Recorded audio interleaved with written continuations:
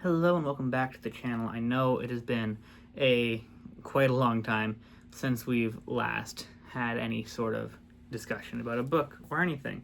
I believe the last one was on an entire trilogy. Actually, it was on the Dragons of Azental trilogy by Richard Fierce. And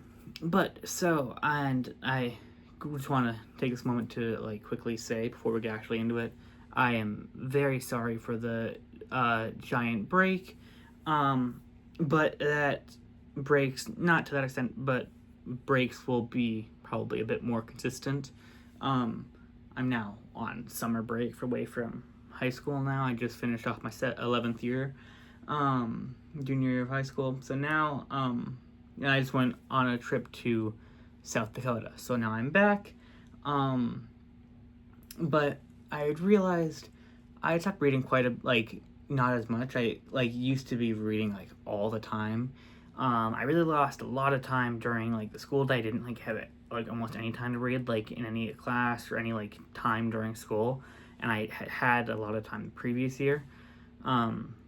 And also, just not that I don't like doing this, I find it quite fun to sit and talk and share my opinions on books, even though I know not very many people are even watching, but I find it quite enjoyable. But it almost made reading more of a chore. Not like a full-on job in the sense that I was going to get paid, because I'm not getting paid, let's be honest. There's no way I'm ever going to have the viewership to get paid for this. But, that doesn't matter to me. I'm just doing it for fun. And that's what kind of was happening, is I felt like I have to read this in this time because I have to do these things so that people online will be more engaged. When, again, not many people are even watching anyway. But this is supposed to be a thing for me, and it's supposed to be creating my interests and my hobbies and expressing that to other people. So by turning it into a job and a chore, it stopped being fun. It felt more like an obligation, and so I didn't have any motivation to do it, and so I took a big break from reading. It's been about 3 months, as you guys know, and I haven't read literally anything since that last video until now. So, sorry for that kind of long preamble into it, but so I just got now back from South Dakota, last weekend. It is, I guess it's Tuesday, Wednesday by the time I'm uploading this, but so 2 weeks ago, I guess, is when I got home, I got home around the 4th of July, and when I got back, I had a package waiting for me, something that I had pre-ordered back in March, and that, of course, is the Six of Crows, A Darker Shore, Letter from Ketterdam, the new entry in the Grishaverse by Leigh Bardugo. As you guys know, I've discussed with all of the mainline books, this is my favorite book series I have ever read in my entire life. The last book in this series, which was Rule of Wolves, is genuinely still my favorite book I have ever read in my entire life. It was amazing. It was so good. I know I kept saying I'm going to do this book or that book or whatever. I'm done with that now as well. I'm not going in order. I'm just reading for fun, reading for the sake of reading because I just want to read. Not I have to do this book in this order because this matters or whatever. I'm just doing it for fun. But, so I got this. It's fairly small. It's around, 60-ish pages. I can get the exact number in a second. Hang on. I swear they were numbered. Are they not numbered? They're not numbered, so never mind, I guess. I won't give you a page number. But, anyways, really, really good. It was amazing, and I desperately want a full-on, book. I want another book about the crows. I want to see, an edge and everyone back, and I want to see all this, but let's get into the book first. So, first off, right off the bat, I highly recommend this book. I think this book is beautiful. It has that's the opening, and then there's it looks like old parchment.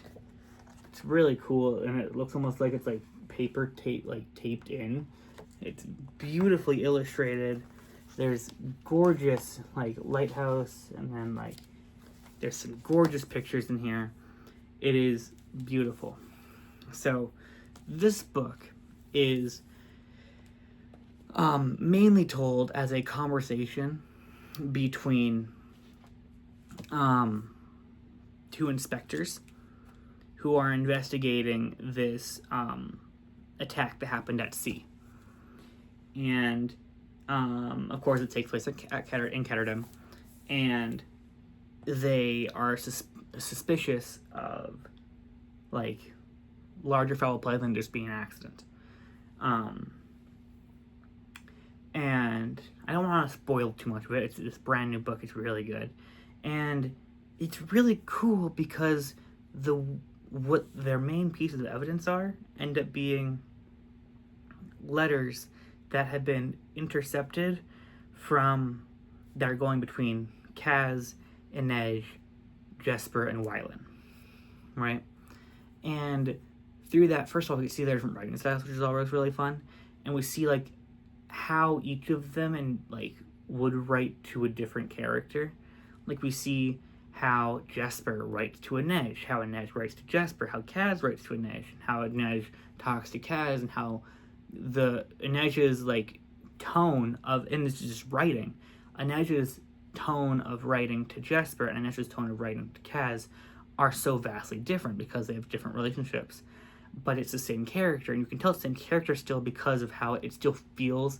They both feel like they're from the same person, but you can always also just tell that they're only different people without even just reading who he's talking to, which is just amazing. And I think that's super, super cool, and that's super interesting to be able to read and see and understand. And not that I would say jump into this book for the first book in your time reading. I think it's definitely helped by reading the other books, but you very much this gives you a sense of the relationships between characters without requiring you to have read Six of Crows, Crooked Kingdom, any other books. You could theoretically go into this book, not know the characters at all, but you could go into this book and understand their dynamics pretty quickly, which is really impressive for a book that's around 60-ish pages. That's really impressive, I think, right? I don't want to get into too many spoilers. That's not really what this is. This is just my impressions. I think it's very, very good. I highly recommend it. There is puzzles involved too. Not to on every page of their new puzzle. Mostly through, there is these little envelopes, actual envelopes that you can get in the book to help break down the puzzle and hints throughout it. And here is the thing. The puzzle is around music notes, sheet music that's been written down. And I do not know instruments. I don't know them literally at all. And so when it's a piano should do this note and then this note and hold this this and put this one fast and tapping, it's this is all going over my head incompletely. I'm going to try to figure it out, but again, I don't have a lot of high hopes for that because I don't know music, so being able to go this note for this is what this means, so the secret here is this is saying this happens, and I'm not going to learn a whole instrument just to decipher this one little puzzle. I'll probably end up looking it up. It is very cool, and it does end up giving you most of it on the next page. It says, if I find it. Yeah, it tells you, it says that Brecker, of course Kaz, made suggestions for how the composition should be played. So that's telling you right now that the puzzle to figure out is how Kaz wrote the letters that you also have for the composition that you're given in here, So you're given this sheet music in here. I'm not taking it out right now. And you have his letters from before. So you have all the pieces of the puzzle are given to you right here. And then if you can't figure that out, he then, or she, I guess Lebar did that. The character is a male, which is why I said he, but it goes on to then explain part of it and leaves some of it blank.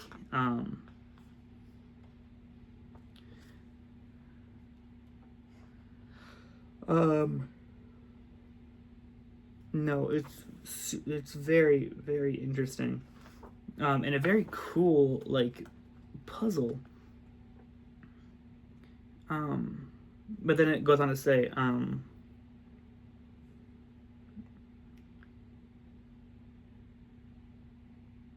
now I will bury these documents for some foolish farmer to uncover when we are all long dead. I've included the final letters between K and I, Kaz and Inej. I haven't bothered to decipher them using the sheet music. What would be the point? The devil will have us do, and Kaz Brecker will no doubt skin a little off the top. Right? So then you're given this next letter and no hints on how to solve it at all.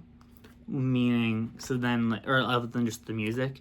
So there is a puzzle that you are supposed to, meant to figure out without the help of the book at all. Like it doesn't tell you how to do it. And so that makes it interesting as well. But this whole book, and it's amazing. And from what I know, nothing else is confirmed for the Grishaverse. But I want more. I definitely want more. I don't think I'm the only one to think that. Me personally, I haven't finished watching season 2, but I really like the Netflix show Shadow and Bone. It's different from the books, for sure, and I think I want to, at some point in the future, make a video talking about differences from the book to the movie, or book to the show. I just felt it would be better if I waited till after I read, I think I need to reread the books and finish watching the show, of course, and then I can do that, because it kind of combines, multiple different books, so I need to try to read all of those books again to then be able to take notes on what is happening and what is not and what's different. Again, I want to in the future. It's going to be a lot of work, so I'm, not looking forward to that. I kind of am, because I think it's interesting for me to at least learn for that, too. It's just going to take a lot of effort, and I haven't finished the show for the first time yet. So I'm going to do that eventually, long time down the line. But I loved the casting, for sure, and I think the show is really good. And I love this book series, and I want more.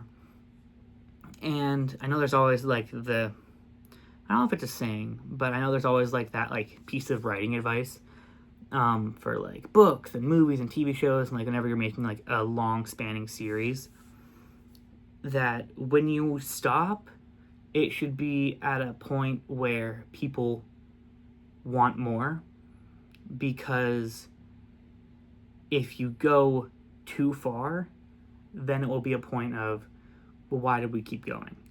People will be at instead fans, because you don't want fans to be I wish we stopped here, or whatever, or I wish we didn't keep going after this X story.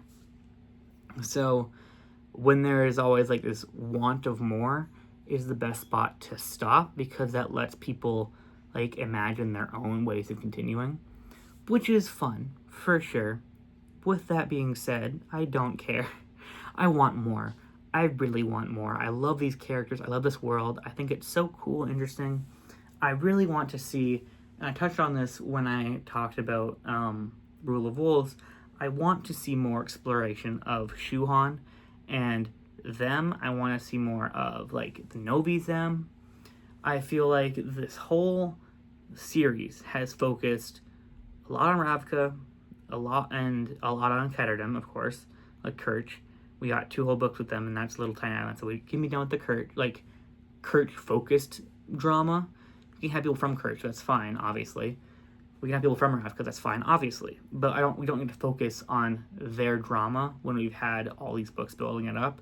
Just like how with Fierda, and I don't think this is ever going to be the case now, but before I even read read Rule of Wolves and just had read King of Scars, I was like, okay, if they continue after this, I really hope we get Shuhan more as like a villainous or like some other villain kind of faction, because Fierda's the villain, and Fierda's the villain, and Fierda is like always the villain. And so we can be done with that. We can be done. Like, we've explored Fierda, Ravka, and Kerch a ton. Novi Zem, we've barely seen. We saw it a little bit in the beginning of, I believe, oh my god, Shadow and Bone, Book 2, Siege and Storm. Siege and Storm, where, because that's where Mal and Alina were hiding, but it was like a chapter, and then that's Jesper's like backstory, but we haven't gotten to like explore that, like their culture and their area almost at all. And the Shuhan, we just started seeing the glimpses of with Rule of Wolves. And I really would love to see more, because I think it's such a fascinating... I love this world and I want to see more of it. I do still think we could, if we're seeing anything else in the future, I think it would be the Zoya, the Queen Zoya's mission that Kaz and the crew need to go on. It's not explicitly stated where here we are. Like, this is for sure after the main story of Rule of Wolves, as Nina is already the Fjerdan Queen and Zoya is already the Queen of Ravka, who's also called the Dragon Queen, which is awesome.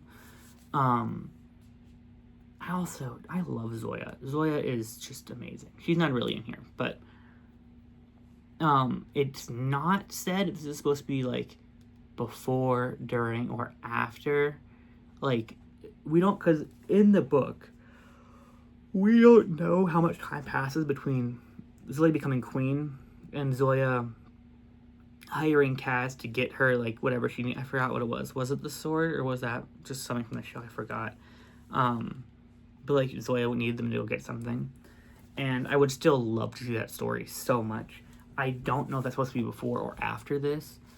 There's some also cool dynamics with Kaz's disguise. It shows that like he is, like he was poisoning himself in this to disguise and blend in with the Merchant Council, so he could get more familiar with their locks and like fake all their stuff more.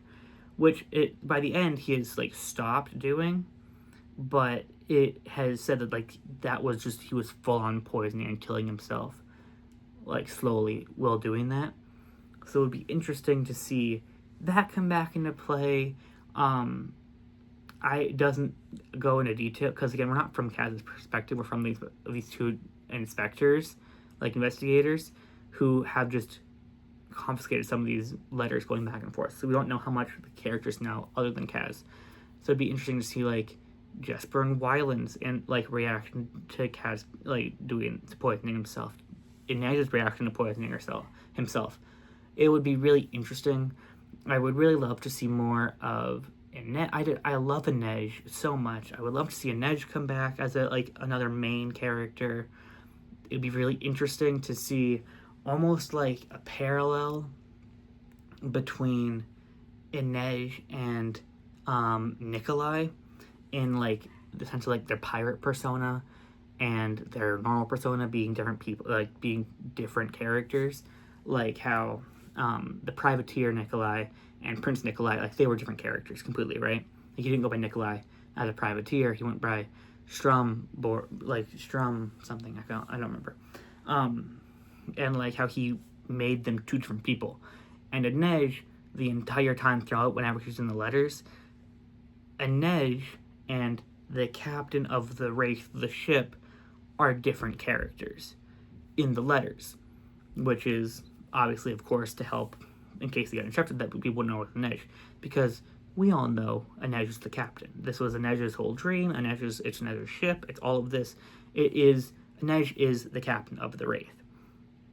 So it'd be interesting to see like a parallel almost with Nikolai again from book 2 and Siege and Storm, when if they do that mission and then Inej like leaves her ship and with somebody else and goes back to being Inej, not being the captain of the Wraith, and like how those are different people. It'd be a very interesting thing to see. It also would be interesting if it is revealed, because we don't know at all what's going on with Inej other than she's hunting slavers and being successful at that. But it would be very cool if there were like a tailor on her crew as well, who like literally made her and Inej look different, like Captain of the Wraith and Inej look like different people also.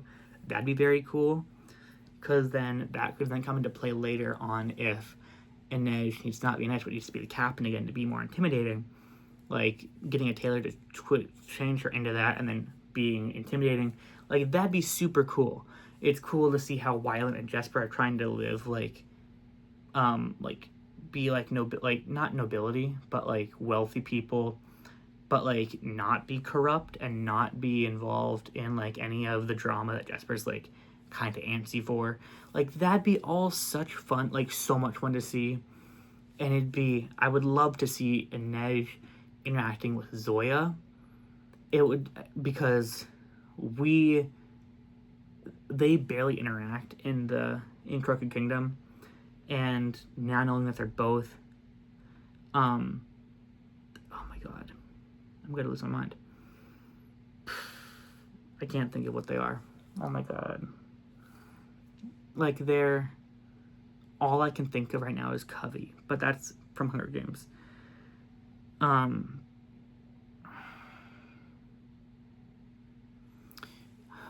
They're not Shu, they're not Semi, they're not Kirch, they're not Ravkin. They're like the nomads, like them being like the nomadic like people, and like Zoya being that and Inej being that is like an amazing and really cool, and that'd be an interesting thing to explore more. It'd be cool to explore. Like there's so much you can do, continue on with this world that I want to see, that it would be, I feel almost like a disservice to not come back. And I don't need to come back right away. We can take a little, like, there can be a break or whatever. I'm not also, it's not like I can tell Leigh Bardugo, you have to do this anyway. No one's even going to see this video, let's be honest. She's not going to see it. She's not going to be like, oh, you know what? Gabriel said I should keep doing this so I can keep doing it. Like, no, that's ridiculous. To expect that I have that kind of influence at all is ridiculous. But it just feels like it would be a disservice to not continue this franchise and this like book series, and like even if it's with new characters, even if we're not like looking at Cass and Inej, if it's with new characters completely, I feel like leaving this world is not the correct choice to do. Not that it is happening, not that it isn't. I don't know what is happening. I don't know what's confirmed. I don't think anything is confirmed. But this is really cool, and I really liked this book quite a lot. I highly recommend it. I will say that while I think it is worth it, because I don't think it's bad at all. I don't think it was badly priced. It was this is saying 28 on the back. I thought the pre-order was around 20 on Amazon, but maybe that's now gone up. I don't know. I will say I'm almost positive that this will go down in price.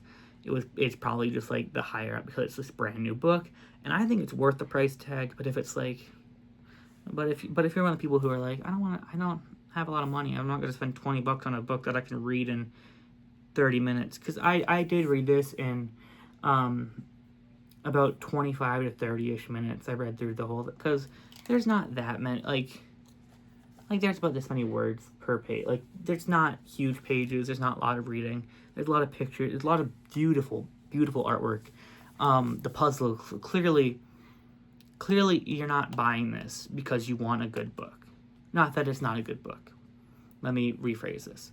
You're not buying this to be like, I want to read this thing and I want to get into this. This is I love this franchise and I want to see more of it and more exploration of this world. That's what this kind of book is for. And if you're that kind of person and you want that kind of thing, I highly recommend it. I think it's very well worth the price tag.